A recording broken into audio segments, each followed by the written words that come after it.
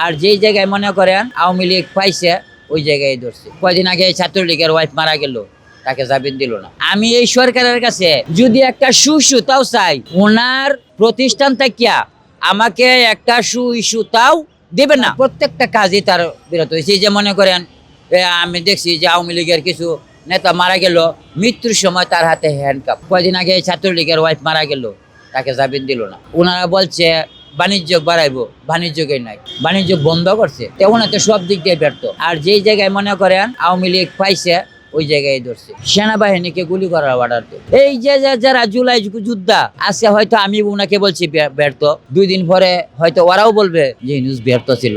আজ না হোক কাল হোক বলবে। এখন হয়তো মানুষের মুখ খুলতেছে না। আমি হয়তো রাস্তায় থাকি, রাস্তায় খাই, আমি অন্তত পক্ষে কিছু কথা কই, আমার নিরাপদের দরকার নাই। আমি এই সরকারের কাছে যদি একটা তাও চাই, ওনার প্রতিষ্ঠান থাকিয়া আমাকে একটা তাও দেবে না। কারণ সারা বাংলাদেশের জনগণকেই দেয় না, তা আমার আর দিব, আমাকেও দিবে না। ওনা যদি ভালো করিয়ে থাকে তাহলে আমি একা না, সবাই ভালো করব। আর যদি খারাপ করিয়া থাকে তাহলে খারাপ বলবো। কিন্তু যে কাজগুলো কার্যকর হয়েছে প্রত্যেকটাই কাজে সত্য কথা, এই প্রত্যেকটা কাজই আমি বলছি। কারণ আমি মিথ্যা কথা বলবো না, সত্য কথা বলতে আমি কাউকে ভয়ও করবো না।